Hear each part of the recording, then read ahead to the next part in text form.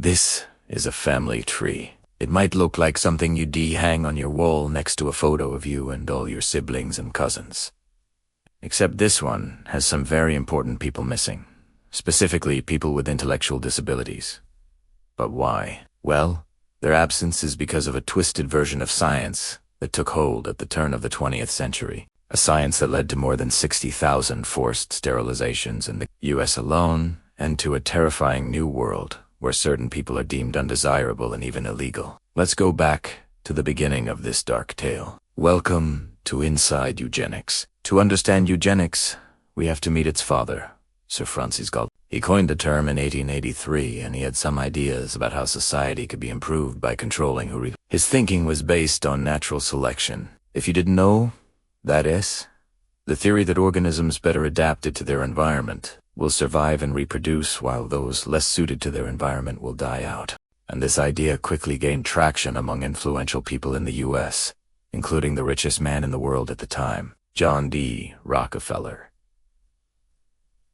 He funded the first American Society for Social Betterment, which opened in Cold Spring Harbor, New York. Their goal was to apply Galton's theories to humans, in other words, to breed a master race. The movement quickly gained steam, and soon many states were passing laws to enforce it. What did these laws look like?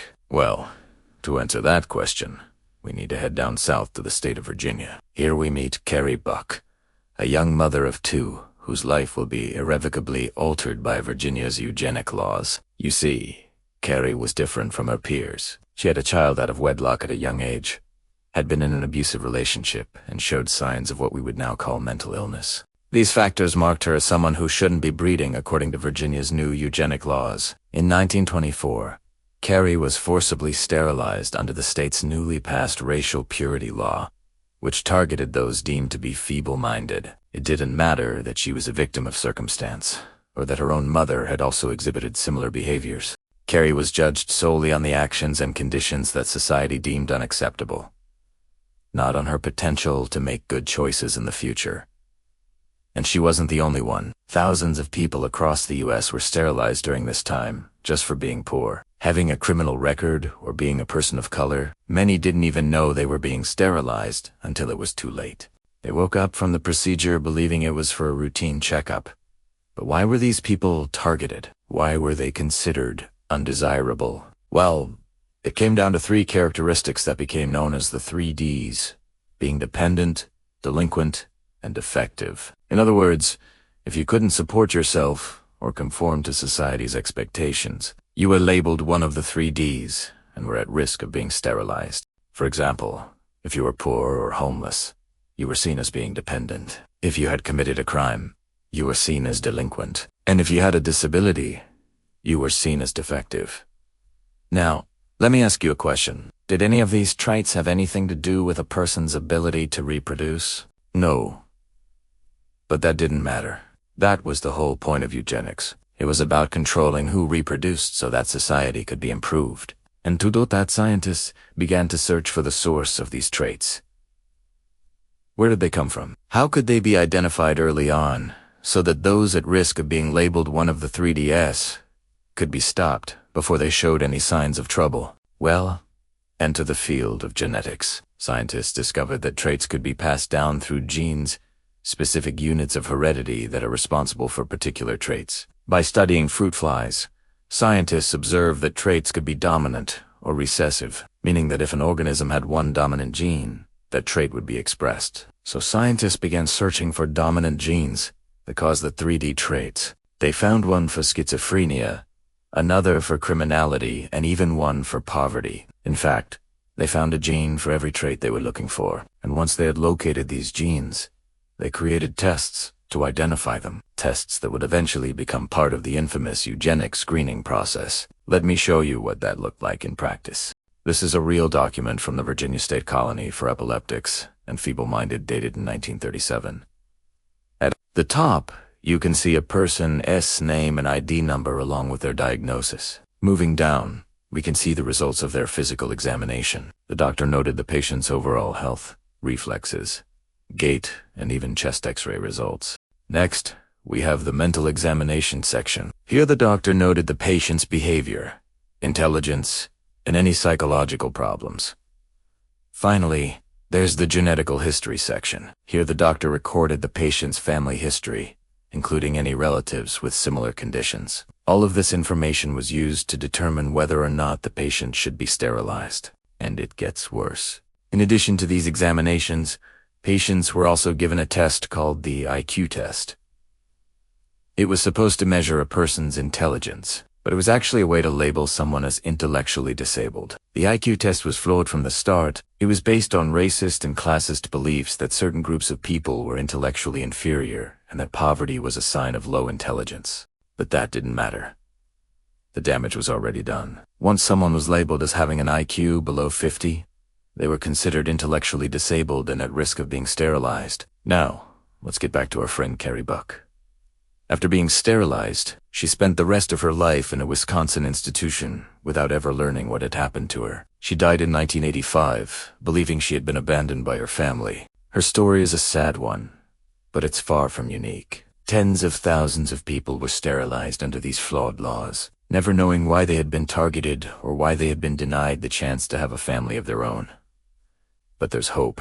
In 2008, the U.S. passed the first law in the nation to compensate victims of forced sterilization. It's not much, but it's a start. Now I want to hear from you. What do you think? Is eugenics a necessary evil, or is it simply wrong? Let me know in the comments below. Also, please subscribe if you haven't already. And thanks for watching. In the panic of World War II, over 120,000 Japanese Americans, most of them citizens, were forcibly removed from their homes, sent to live in cramped, squalid camps. They were told they were being relocated for their own safety. But really, their imprisonment was the result of prejudice and fear, and it would be decades before many of them got their freedom, and even longer before they got their rights back. This is inside Japanese internment. The day after Pearl Harbor, President Roosevelt declared that any and all Japanese were a threat to national security. He said he had information that Japanese Americans planned to rise up and attack military bases across the West Coast. Did he have this information, or was he just making it up? Well, there's no evidence that any Japanese American had plans to attack anything. But the rumor mill was churning. Newspapers across the country ran stories about Japanese spies and saboteurs living among us, and people wrote to their leaders demanding action be taken against these supposed threats. In reality, it was the Japanese Americans who were the most threatened. The FBI had already arrested hundreds of them without charging them with any crimes. Local officials seized control of West Coast ports to stop trade with Japan. Businesses pulled Japanese Americans out of their factories, and pretty soon, Japanese Americans were also pulled out of their homes. On February 19, 1942, President Roosevelt signed Executive Order 966, which gave the Secretary of War the power to declare any part of the country a military zone and remove anyone he wanted. So on February, Major General John DeWitt declared the entire West Coast a military zone. He ordered people of Japanese ancestry to leave, and they had to leave right away. They were given only a few days to sell their stuff, close their businesses, and say goodbye to their friends and neighbors. The order applied to everyone from infants to the elderly, rich or poor, farmer or businessman, all forced to abandon their lives and move somewhere else. What choice did they have but to go? Where else could they go? No other state wanted them. Even if they could sell their houses quickly, where would they go then? A hotel wouldn't take them because of their ancestry, so most of them moved in with other relatives or friends who lived outside of the exclusion zone. Many left destitute, knowing they might never get their homes back, leaving behind property and possessions that had been in their families for generations. Some wept as they were forced to abandon their farms. Others knelt down and prayed at their empty doorways. And where were they going? Well, the Army set up relocation centers in isolated areas of the country, 7 in all. One of them right here in Wyoming, the Heart Mountain Relocation Center. People were told they were being relocated for their own safety, to protect them from white mobs who might harm them. But really, their imprisonment was the result of racism and fear. Once they arrived at the camp, they were confined to one of several barracks. Each barrack was about 200 feet long and 30 feet wide. It had 2 toilets, 2 sinks, and a single shared shower for 200 people. That meant the men, women, and children assigned to those barracks spent most of their time elbow to elbow, shoulder to shoulder.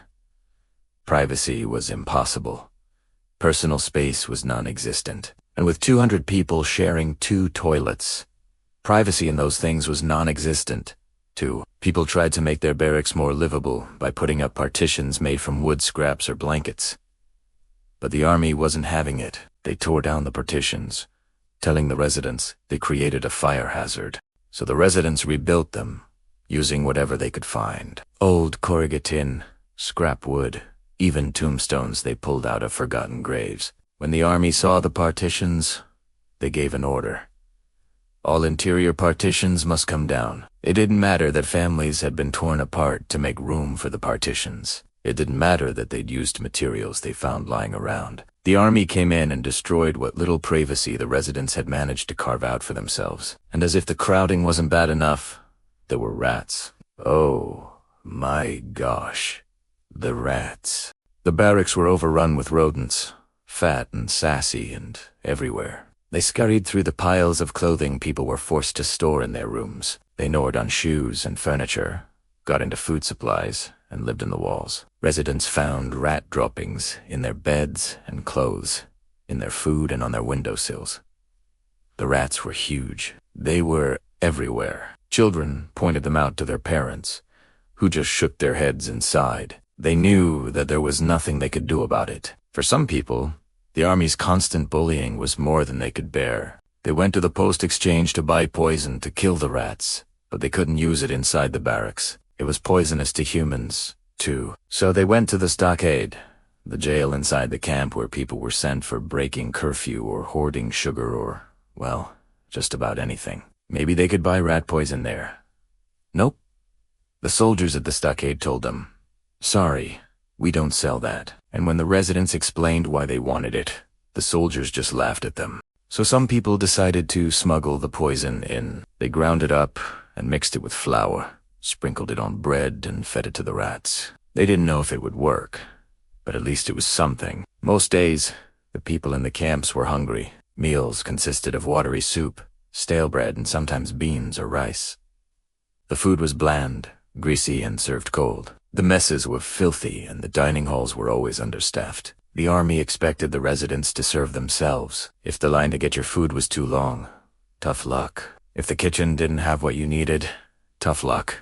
If your table was dirty, well, the army had more important things to worry about than whether you had a nice meal. So if they could, people ate their meals in their barracks. For some, eating was a luxury. They were too afraid to leave their barracks for the dining hall. The fear of confrontations with other residents or guards was too great, so some people survived on what they could find in the dumpsters outside the mess hall. They gathered up what they could, took it back to their barracks, and ate. Outside the barracks, life wasn't much better.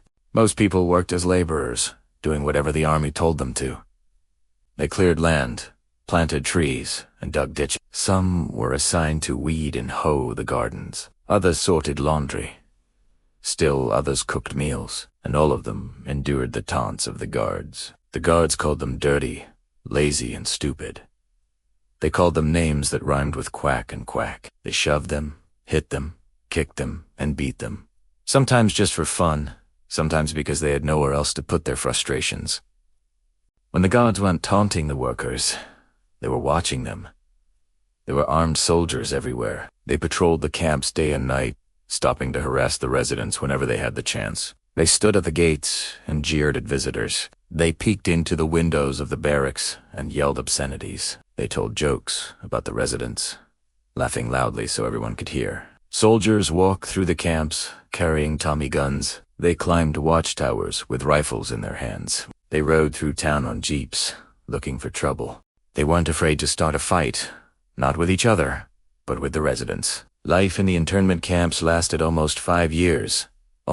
Executive Order 966 gave the president the authority to remove Japanese Americans from their homes. But eventually, Congress passed the Wartime Relocation Authority Act, which provided for the orderly relocation of persons from the military areas. So in 1944, the Army began to dismantle the camps. By 1945, most of the residents were gone. But where did they go? They returned to their hometowns, but they didn't have homes anymore. Their houses had been sold or destroyed or stripped of everything. They were homeless, jobless, and still afraid. The army had instilled that fear in them, and it wasn't just the guards who hated them. Once the residents left the camps, they discovered that people outside the camps hated them, too. Some people went to places where no one knew their story. They changed their names, their looks, even their accents. They built new lives for themselves. But the past leaked out anyway. Sometimes landlords found out and evicted them. Sometimes employers found out and fired them. Sometimes neighbors found out and called the police. And sometimes the police were happy to oblige. In 1976, Congress passed the Civil Liberties Act, which offered each survivor $20,000 and a formal apology. But it took decades for the United States to acknowledge what it did to its own citizens. And some people are still waiting for an apology. Today, we remember the Japanese internment during World War II because it asks a reminder of what happens when fear trumps justice, when prejudice takes over reason. We remember it because the United States government broke its own laws and its own constitution. And we remember it because it took decades for the United States to admit what it did was wrong. I'm the author of a book about the Japanese-American internment during World War II. Thank you for watching this episode. The year is 1954. The place is Washington, D.C. A group of men meet in secret, exchanging hushed whispers about their growing suspicions regarding one of their colleagues. Their fears, however, are not of communists, but of someone even more terrifying, a suspected Nazi spy. Yet despite the gravity of their accusations, they do not report these fears to the authorities. No, instead, they turn to another branch of the federal government, the one tasked with rooting out. With their anonymous letter, they kick off a chain of events that will result in the end of their colleague's career and their own descent into political paranoia. Inside the Red Scare, where suspicion turned neighbor against neighbor and accusation became evidence. It's me. This is Inside the Red Scare, a production of Invicta Productions and Prologue. By the early 1950s, the supposed threat of international communism had become an increasingly potent force in American politics. But while the specter of a Soviet atomic bomb or a communist takeover of Europe spurred many Americans to support a strong defense and a forceful foreign policy, others felt that the Republican administration of Dwight Eisenhower was overreacting to this external threat by repressing civil liberties at home. One such critic was Philip Jessup, a respected international lawyer who had served on the staff of the Nuremberg War Crimes Tribunal after World War II and argued that America should pursue peaceful coexistence with the Soviet Union. And while Jospin never joined the Communist Party, he was critical of the U.S. government's treatment of suspected communists and its heavy-handed approach to foreign policy. So it should come as no surprise that when some of his colleagues in the State Department began receiving anonymous letters warning them that their offices were being infiltrated by Jospin was highly skeptical. In fact, it would be an understatement to say that the recipient of these letters were dubious of their contents. For the last decade, officials at the State Department had been hounded by a series of false alarms, reports of communist infiltration, that turned out to be elaborate hoaxes, designed to drum up support for the anti-communist crusade being spearheaded by the staunchly anti-Soviet Wisconsin Senator Joseph McCarthy. Over the course of the previous administration, under Harry Truman, various officials had come under suspicion for their past associations with communists, or suspected communists. Sometimes those accused were high-ranking members of the government, like Alger Hiss, a former State Department official who had been accused of supplying Soviet spies with confidential documents. Other times the accused were low-level employees, like Elizabeth Bentley, who was fired from her position working on the State Department payroll after being accused of being a communist. And sometimes they weren't even affiliated with the government at all, like the Hollywood screenwriter and director John Howard Lawson, who was blacklisted in the film industry for refusing to answer questions about his political affiliations. And so when Philip Jospin began receiving letters warning him that communists were infiltrating the department, he assumed, like so many of his colleagues, that this too was just another attempt by McCarthy and his fellow Cold Warriors to manufacture a threat where none existed. And he might have been right. We may never know because the letters have disappeared. That's right. The only physical evidence we have that such letters even existed is the physical damage to Jospin's desk, where ink from the anonymous letters left permanent markings. There are no surviving copies of the letters themselves, which is convenient if you were trying to start a witch hunt. Convenient, but not enough to convince everyone. One man who took the letters quite seriously was the head of the State Department's Security Division, a man named John G. While his office was responsible for vetting new hires and making sure there were no hidden communists. Within the State Department, Dins was an unabashed supporter of McCarthyism. He had worked closely with the FBI to root out suspected communists in the State Department since the late 1940s, and was the driving force behind many of the dismissals we mentioned earlier, including those of Elizabeth Bentley and John Howard Lawson. And as far as Dean's mind was concerned, the latest batch of letters was just more proof that there were communist moles working at the State Department.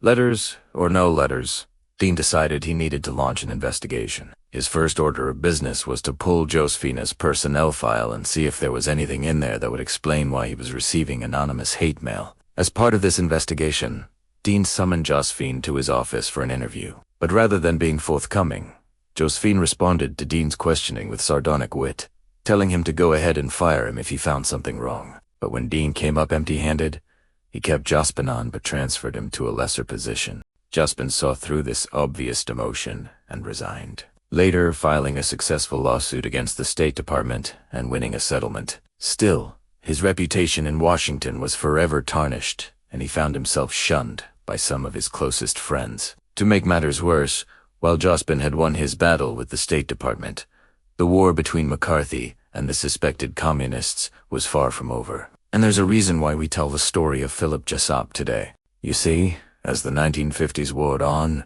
the tactics employed by McCarthy and his followers to identify and punish suspected communists became increasingly desperate. Once they had exhausted all reasonable avenues of inquiry, they turned to the most effective tool in their arsenal: anonymous letters. These missives would arrive at the homes of suspected communists or suspected sympathizers, usually written on poor quality paper and containing few specifics beyond vague warnings of communist infiltration and calls for vigilance. The authors rarely signed their names, often resorting to pseudonyms like a citizen, a friend, or a concerned American.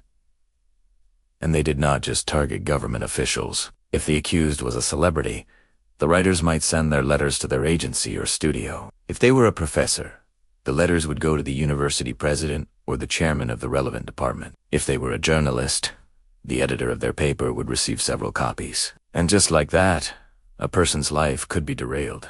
Much like Josephine, many of the accused individuals had no idea who was writing these letters. Even if they suspected it was someone they knew, they had no way to prove it. And with the accusations coming from unknown sources, any attempt to fight back would appear ridiculous. After all, who would take the accusations of a tenured professor seriously? If they didn't even know who was making them, most people would just let the anonymous letters slide off their back. But many still wanted answers, and in their quest for closure, they made a grave mistake. They went straight to the source. With the help of sympathetic journalists, many of the recipients of the anonymous letters tracked down where they were printed and sent. Often the trail led them to local post offices, which were able to tell them where the letters had been mailed from. From there, it was simple enough to find the street address. Then all they needed to do was figure out who lived there. Of course, this wasn't exactly foolproof, but to those who had received these letters, it was good enough. Many of them filed lawsuits against the writers. Some brought criminal charges.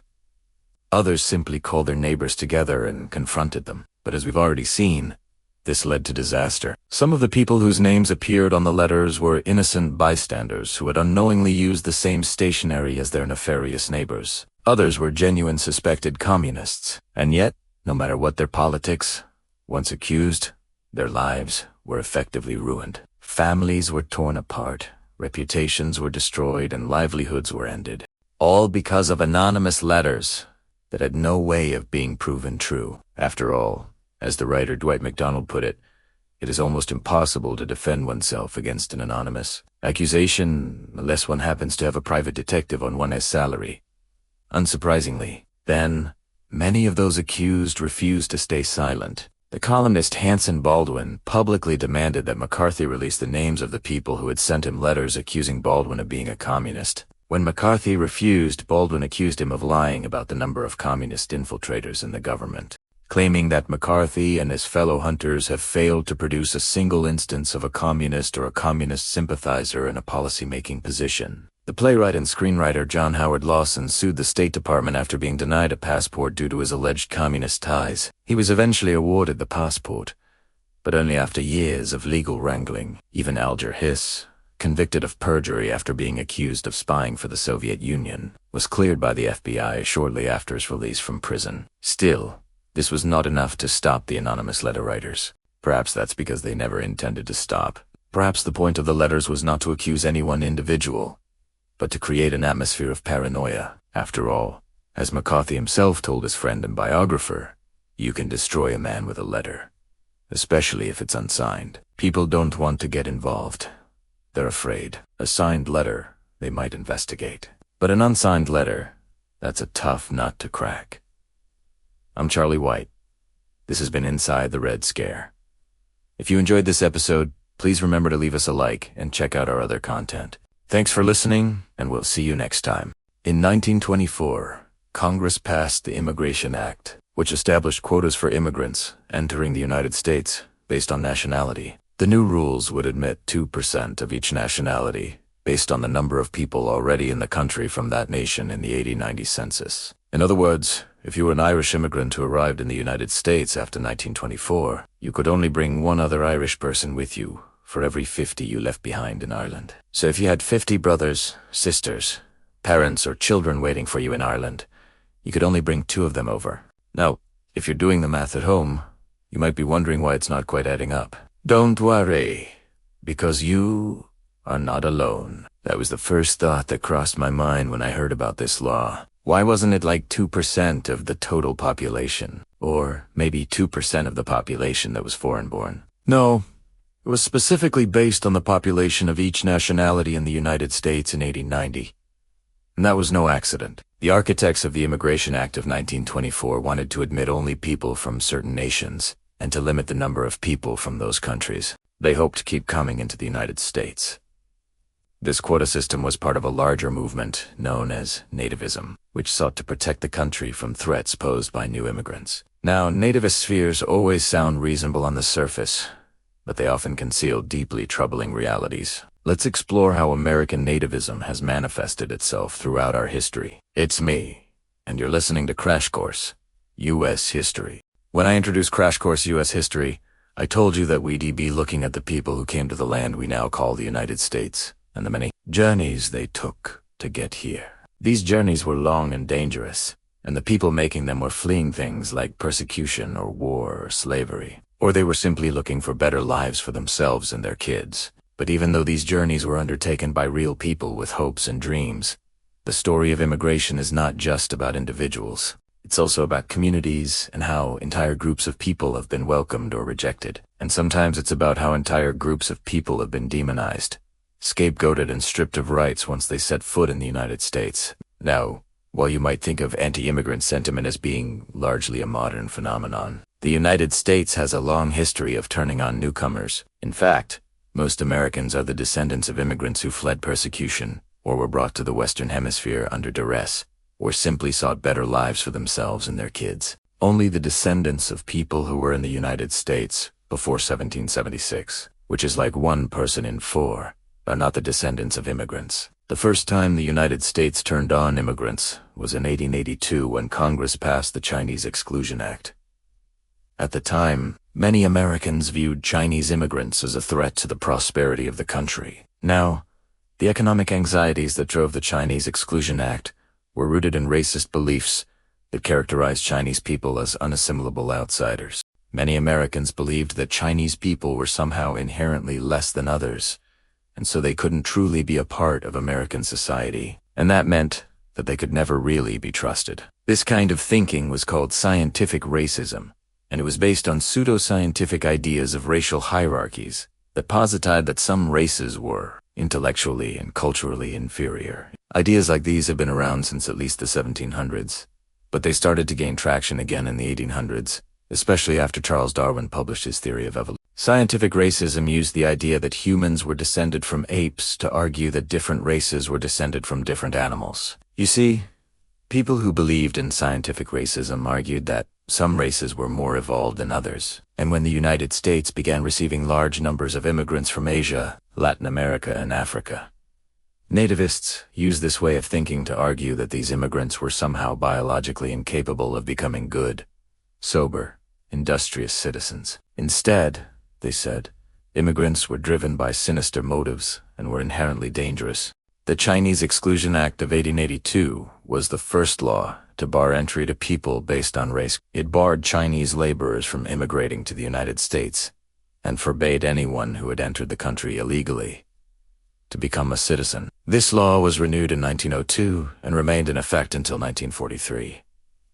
In 1917, Congress passed the Immigration Act, which barred immigrants who were deemed mentally or physically defective, as well as those who were likely to become a public charge. A few years later, Congress added literacy tests to the requirements for immigration, which served to further restrict immigration. By 1924, anti-immigrant sentiment had reached a fever pitch, which led to the passage of the Immigration Act we discussed earlier. Today, you can still see evidence of the Immigration Act of 1924 in the demographics of the United States. For example, before the quota system was in place, there was little restriction placed on Italians entering the United States. Between 1880 and 1920, about 4 million Italians immigrated to the United States, but once the quota system was in place, Italian immigration dropped dramatically. By 1930, only about 150,000 Italians lived in the United States. Now, while the Immigration Act of 1924 was rooted in racist ideology, it wasn't just a product of prejudice. Many native-born Americans genuinely feared the changing social and cultural landscape of the United States. During the late 19th and early 20th centuries, cities across the United States experienced rapid industrialization and urbanization. As cities grew, they attracted immigrants who worked in factories for low wages and who made up a ready and cheap labor force. But as cities became more crowded and living conditions more cramped, native-born Americans worried about the effects of poverty and disease. Some Americans worried that immigrants were taking jobs away from native-born workers, and others claimed that immigrants were responsible for rising crime rates. As cities became more diverse, some native-born Americans also worried that the United States was losing its national identity. To many of them, the United States was a melting pot, a place where people from many cultures came together and combined their traditions to create something new and uniquely American. But to others, the idea of assimilation went beyond just adopting a new culture. It meant literally becoming white. This group saw the growing diversity of cities as a threat to the country's cultural and racial purity. They feared that immigrants were not assimilating, but rather bringing pieces of their cultures with them and holding on to them instead of shedding them. To understand what I mean, let us take a look at how one group of immigrants tried to maintain a piece of their culture. Back in the 19th century, Irish immigrants faced intense pressure to abandon their Catholic faith. Anti-Catholicism was especially strong in the United States during the mid-1800s, when a series of scandals rocked the Catholic Church, and the Church had gotten involved in politics in a way that alarmed many Americans. On top of all that, the rise of Tammany Hall in New York City, a political machine that helped immigrants assimilate by providing jobs and services in exchange for votes, gave non-Catholics the impression that Catholics weren't really assimilating. They were just using Tammany Hall to advance the interests of the Catholic Church. But amid all this pressure to assimilate, Irish immigrants held on to their religion and their culture in ways both big and small. For example, between 1840 and 1860, over 400,000 Irish immigrants settled in the United States, and nearly all of them were Roman Catholic. They created churches and schools and newspapers to maintain their culture and their religion, and that caused some Americans to fear that the Irish were not becoming part of American society. Instead, they were building parallel institutions that kept them separate from the rest of the country. And that, according to some, proved that they were dangerous outsiders. Now, there's a lesson to be learned here. You see, the notion that immigrants are threatening the national identity of the United States is a myth that has repeated itself over and over again throughout our history. Today, you hear politicians repeating that myth about Muslims, or Hispanics, or people from the Middle East. But they've been saying that about immigrants since before those people even stepped foot in the United States. And that brings us to another thing we should talk about. Sometimes fear of immigrants is just a cover for existing prejudices, like the Chinese Exclusion Act and the Immigration Act of 1924 were UNT, just about protecting the United States from dangerous foreigners. They were about protecting the United States from people of color. In fact, The quotas set up in the Immigration Act of 1924 effectively barred Asians from immigrating to the United States altogether. And that's exactly what many anti-immigrant Americans wanted. So it turns out the fear of immigrants is a pretty convenient way to disguise racism and xenophobia. Fear-mongering about immigrants lets us point to a particular group of people and say, they are the problem. It lets us blame immigrants for the hardships brought on by economic downturns or urban squalor. And it lets us pretend that diversity is a threat instead of a strength. From the Chinese Exclusion Act to restrictive quotas, the United States has repeatedly turned on newcomers. But the truth is, we're a nation built by immigrants, and without immigrants, the United States wouldn't be the same. Thanks for watching this episode of Crash Course, U.S. History, which is filmed at the Team Sandoval Pier studio and was made with the help of all these nice people. If you want to help keep this course free for everyone forever, you can join our community on a crowdfunding platform. After the Confederacy's defeat, a new war began.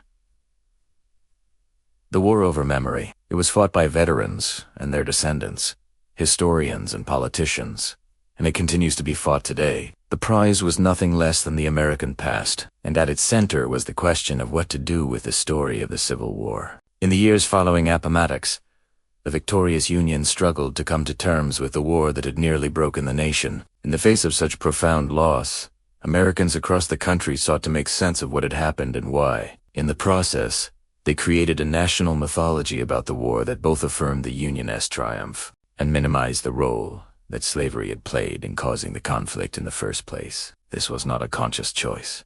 There was no grand conspiracy to rewrite history. Instead, it was the result of millions of individual choices, each made with the best of intentions, to remember certain things and forget others. Together, those choices created a national mythology that came to be known as the Lost Cause. The Lost Cause is the subject of the 14th episode of our series, Inside the Episode. When the Confederacy fell, thousands of Confederate soldiers were left behind enemy lines. Among them was a young man named William T. Sherman. He'd been an ordinary private in a North Carolina regiment, but now he was in exile in his own country. The Union had won the war, but Sherman and his former comrades could still win the peace. That was the war over memory. He began by writing letters to friends and family back home, filling them in on the latest news from the front. But as time passed, Sherman began writing something different. He started making up stories about his experiences in the war, tall tales of daring escapes and narrow escapes and brushes with death. They were the kind of stories that made people back home shake their heads and say, "Bless your heart."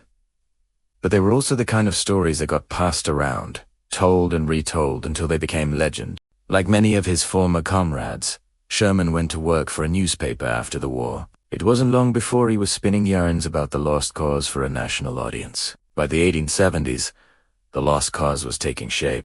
It was a narrative in which the Confederacy was a noble but ultimately doomed attempt to achieve independence, one that had failed not because of slavery, but because of outside forces beyond the South's control. Slavery was bad, sure, but the real problem was the industrial might of the North, or the perfidy of foreign powers, or the ineptitude of Confederate leadership. It didn't matter that none of this was true.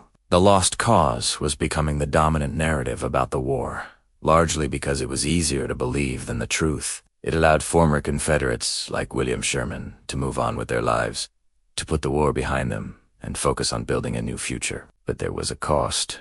By the turn of the 20th century, the lost cause had become a powerful political force in the South, one that would enshrine white Southerners' version of the war in state curricula and monuments across the region.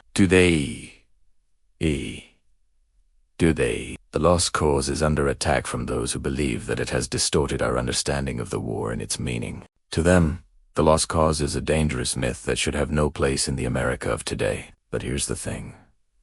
The lost cause isn't a myth. It's a story, and stories are powerful. They help us understand the world and our place in it. They give us a sense of identity and belonging, and they can inspire us to great acts of courage and sacrifice. The lost cause is all of those things. But stories can also be dangerous. They can reinforce stereotypes and prejudice. They can dehumanize entire groups of people, and they can justify terrible acts of violence and oppression. And that's the dark side of the lost cause. So here's the question we're left with. How do we balance the need to remember the horrors of the past with the need to move forward?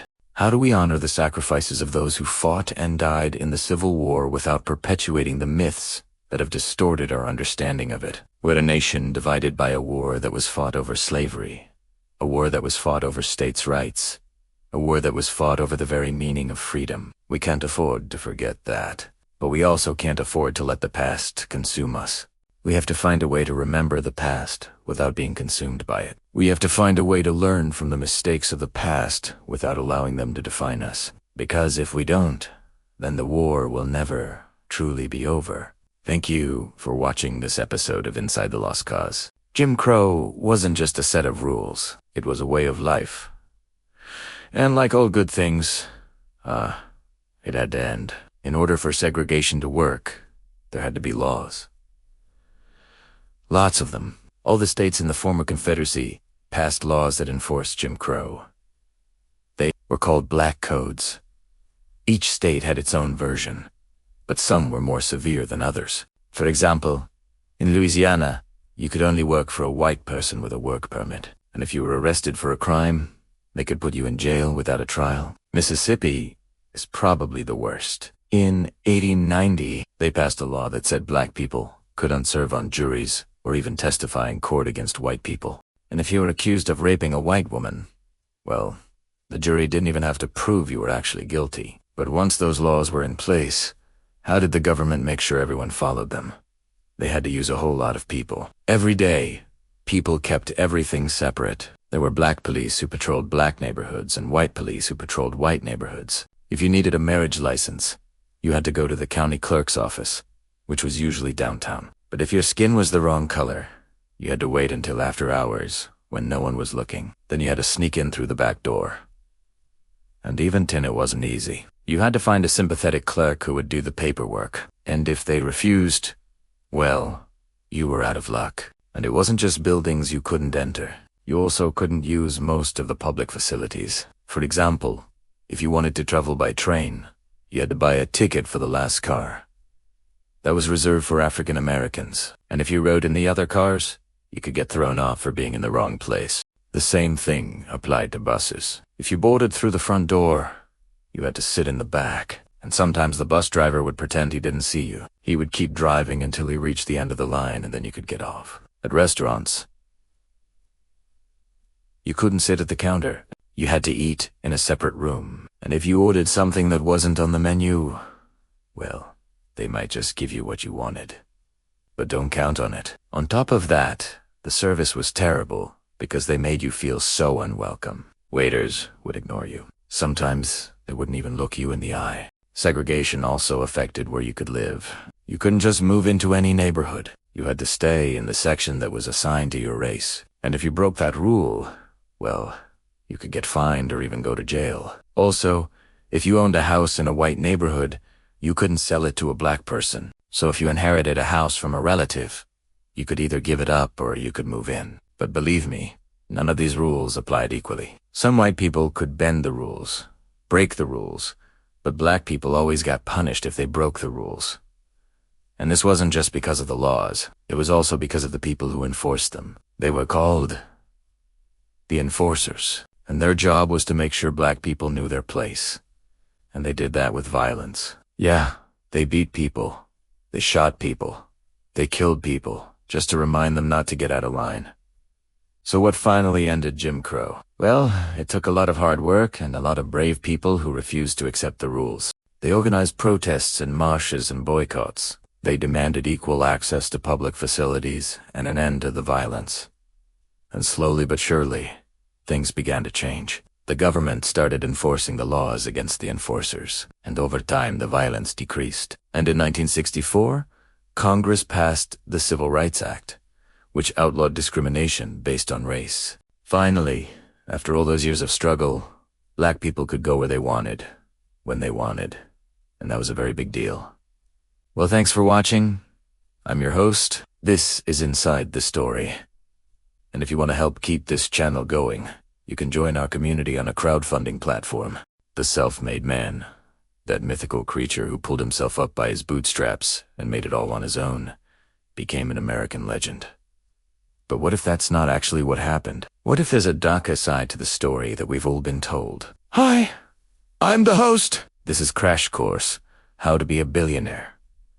And this is our origin story. In previous episodes, we learned about the Industrial Revolution, which was a time of massive technological change that also caused massive social change. As machines replaced hand labor, people were displaced from their jobs and no longer had the means to make money or support themselves. That led to the rise of new social classes, and though we might think of those times as dark and terrible, they were also pretty exciting if you were able to come out ahead. And one way to get ahead during industrialization was to start your own business. In fact, the period saw an explosion of entrepreneurship as a new middle class emerged. They were called capitalists because they owned capital or assets like factories, farms, and railroads. And as these new businesses grew, so did the wealth of the people who owned them. But of course, it wasn't all sunshine and roses. Not everyone could become a successful capitalist, and many suffered under the new economic order. So to make sense of this new reality, people created stories about how fortunes were made. And in America, that meant telling the story of the self-made man. That's a story about an independent, resourceful person who uses their talents and hard work to make a better life for themselves, regardless of their social class or background. It's a story that celebrates individual achievement and personal responsibility. And since the early 19th century, Americans have been obsessed with it. Writers like Horatio Alger were super popular for telling these sorts of stories. Alger wrote over 100 books about poor boys who worked hard and became wealthy. And one of the most famous rags to riches stories is, of course, the story of Andrew Carnegie. Carnegie came to America from Scotland as a teenager and eventually became the leading force behind the expansion of the U.S. steel industry. He built a massive empire, produced nearly half of all steel in the country, and at one point was the richest man in the world. So he really seemed like the embodiment of the self-made ideal. This idea took hold in the popular imagination, and people started to believe that it was possible for anyone to become obscenely wealthy if they just tried hard enough. That's not exactly true. And by ignoring the obstacles that prevented most people from getting rich, the mythology of the self-made man became a way to blame the poor for their own poverty. See, while the Industrial Revolution created tons of new opportunities for people to make money, it didn't create equal opportunities for everyone. You see, the new economy required massive amounts of startup capital to get a business off the ground. Poor people simply didn't have access to that kind of money, so even if they had great ideas or wanted to start a business, they couldn't. It's a problem that continues today as new industries require huge investments that shut out most would-be entrepreneurs. On top of that, the narrative of the self-made man ignores the role that government policies played in creating and protecting monopolies. As some companies grew larger and larger, they began to dominate entire markets, and that meant that, for most people, trying to start a competing business wasn't a viable option. Even if you had the capital, you probably wouldn't be able to compete with a railroad company that owned all of the available track, or a steel company that produced more steel than the entire rest of the industry combined. So when the self-made mythology says that anyone can do it, it leaves out the part where some people are barred from even trying because of the structural inequality baked into the system itself. And that idea is still prevalent today. According to a recent Federal Reserve analysis, the top 1% of earners in the United States control around 32% of the nation's wealth, and much of that wealth is the result of holding stocks in publicly traded companies, which gives them significant control over those companies and the industries they operate in. As our story of the self-made man continued to grow, the narrative shifted to include the idea that only deserving people got rich. Because if everyone could get rich, then the fact that most people weren't rich meant that they must not deserve it. And to say that the poor do you and to deserve their wealth is another way of saying that they deserve their poverty. And there's a long history of blaming people for being poor. In the early days of the Industrial Revolution, there was a widespread belief in something called the Protestant ethic, which was the idea that hard work and discipline were moral duties, a way to serve God. People who followed this ethic believed that hard work and discipline were key to living a virtuous life and achieving success. And if you lived a virtuous life, then God would reward you with success. So if you were poor, it was because you weren't working hard enough, or you weren't disciplined enough. That's not exactly true either. See, many of the poor were working harder than anyone else, often in dangerous and inhumane conditions. But they were still struggling to survive. On top of that, the idea that poor people are just undisciplined has real-world consequences. It can lead to things like welfare reform laws that impose work requirements on people receiving public assistance, or mass incarceration, which disproportionately targets Black Americans. When we tell the story of the self-made man, we ignore the reality that people face different opportunities based on who they are and where they come from. And then when we blame those people for not getting ahead, we create a cycle of poverty that's nearly impossible to break. Now, none of this is to say that the self-made man never exists. There are plenty of examples of people who started small and built themselves into wealth. But it's important to recognize that when we talk about these folks, we tend to focus on the exceptional individuals, the ones who succeeded against the odds, and that gives us a distorted view of reality. If we want to understand how fortunes are made, we need to look at the systems that made it possible. That's why it's so important to study economics. Economics is the study of how people make decisions in the face of scarcity. And studying economics helps us understand how both big economies and personal finances work. Once you understand basic economic principles, you can make informed decisions about how to manage your own money. And once you understand how large-scale economic systems work, you can begin to analyze how different communities thrive or struggle, and the role that government policy plays in people's lives. Learning about economics doesn't have to be overwhelming. In these courses, we try to break down complex concepts into approachable language and relatable examples so that students can grasp these ideas quickly and retain them over time. Each lesson is broken into bite-sized chunks with interactive exercises that keep you engaged and make learning about economics a fun challenge. We've made this course with 3 goals in mind. First, we want you to feel confident that you can understand economic concepts. Second, we want you to think critically about the role that economic principles play in your life. And third, we want you to see that anyone can learn challenging topics if they are presented in an engaging way. Stories are an important part of understanding economics because they help us explore how economic principles play out in the real world. Stories reveal how abstract concepts affect people's lives and help us understand the consequences of different economic decisions. Thanks for watching this episode of Crash Course, How to Be a Billionaire, which is filmed at a studio and made in partnership with a digital studio in nature. You want to help keep Crash Course free for everyone forever? You can join our community on a crowdfunding platform. When it comes to social issues, Americans have never been shy about telling everyone else how they should live their lives. From the Puritans who wanted to abolish fun to the evangelicals who want to ban dancing, Americans have long sought to legislate morality. But few attempts at social engineering have been as disastrous as prohibition. Prohibition is the name given to the nationwide ban on the sale, transportation, and manufacturing of alcohol that lasted from 1920 to 1933. It was enacted through the 18th Amendment to the Constitution and enforced by the newly created federal agency called the Volstead Act.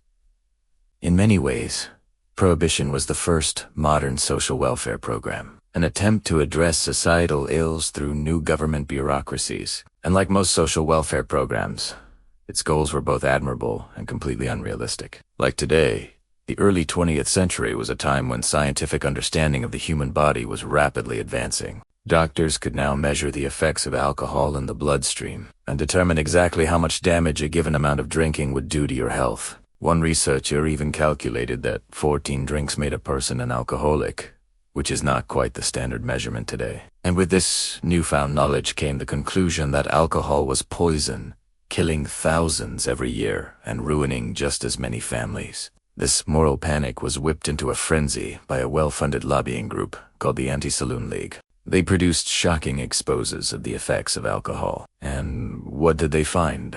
Working girls selling themselves to get money for another drink.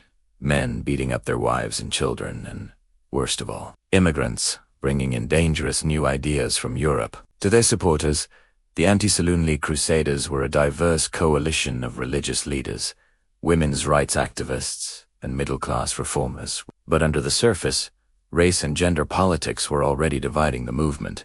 The original temperance movement had been largely confined to white Anglo-Saxon Protestants who viewed alcohol as a threat to American values. But as the Anti-Saloon League grew in power, they courted the votes of other groups, including African Americans, who hoped that outlawing alcohol would help end domestic violence and working women who saw saloons as a dangerous place for female factory workers. At the same time, however, other women's rights advocates opposed prohibition, seeing it as a dangerous expansion of government power that infringed on personal liberty. For some, fears of communism and anarchism also played a role, with one politician warning that immigrants were brewing communist agitprop in illegal breweries. By the end of World War I, enough states had banned alcohol within their borders that the Anti-Saloon League was confident they had the political support to outlaw booze entirely. On January 17, 1920, the 18th Amendment took effect, making the manufacture, sale, or transportation of alcohol illegal across the United States. We can hear the disappointment in the voice of the narrator telling this story. But was the unintended consequence of banning alcohol really so bad?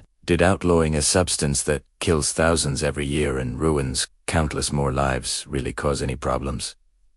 Well, yes. As it turns out, a lot of problems. The first major problem with prohibition was that it didn't work. The federal government created a new agency called the Volstead Act to enforce the ban, but it only had a budget of $3 million and fewer than 1,500 agents. Organized crime was already a growth industry in the United States by the turn of the century, but the advent of prohibition turned it into a massive nationwide business. Gangs formed by Irish, Italian, and Jewish immigrants flooded the market with homemade liquor and fought bloody turf wars to control the trade. In Chicago, Al Capone led a gang that sold nearly $60 million worth of illegal liquor during the height of Prohibition.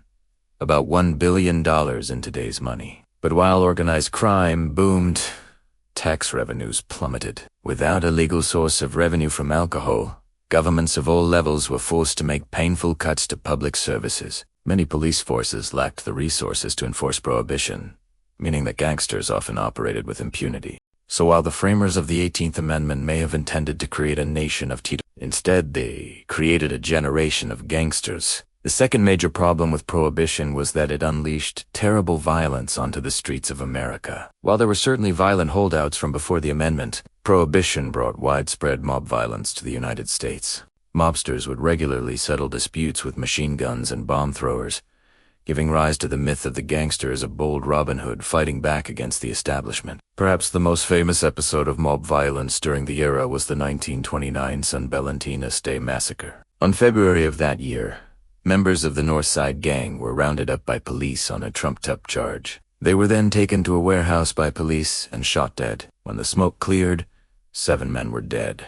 But while the violence of Prohibition has become legendary, it wasn't as common as we might imagine. Most criminals avoided drawing attention to themselves, and the majority of the population had little contact with organized crime. Still, the violence that did occur was given wall-to-wall coverage by the press, leading to a widespread perception that the country was being torn apart by gang warfare. A third major problem with Prohibition was that it did unsolve the underlying social issues that its proponents sought to address. If anything, the rise of organized crime made matters worse. With entire communities built around the production, sale, and consumption of illegal liquor, police were unable to stop the flow of alcohol. And as the gangs grew increasingly powerful, they started bribing or intimidating officials to turn a blind eye to their activities. The Catholic Church, who had previously been a staunch opponent of alcohol, tried to come to an understanding with the mob to allow them to continue selling liquor with the understanding that none of the profits would go to charity. So who exactly did Prohibition help?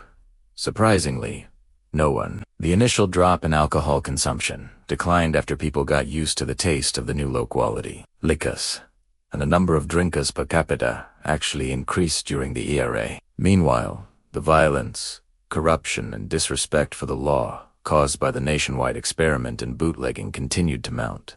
By the mid-1930s, the American people had had enough. On December 5, 1933, the 21st Amendment to the Constitution repealed the 18th and allowed the sale of alcohol once again. Americans went back to drinking, and the crime wave that had been building since the start of Prohibition finally crested with the Great Depression. In the end, Prohibition stands as one of the greatest social policy failures in American history. It failed to achieve its goals, created a host of new problems, and inflicted lasting damage on the nation. But that doesn't mean that everyone regretted it. After all, the government can regulate your life in lots of different ways. But taking away your right to consume alcohol is about as effective at reducing consumption as it is popular. Today, there are only 2 states that allow the sale of alcohol on Sundays. And while 40 states have raised the drinking age to 21, there's still plenty of room for future moral panics. One of the great things about living in the United States is that anyone can start a business. That means you're going to see some businesses that are always the best use of limited capital. Do you want to know more about those businesses? Then watch this episode. If you want more episodes like this one, then you should become a member on our website. Members get access to exclusive content, early access to every video, and the ability to vote on the next topics we cover. So if you want to see us cover more topics like this one, then join our membership program today.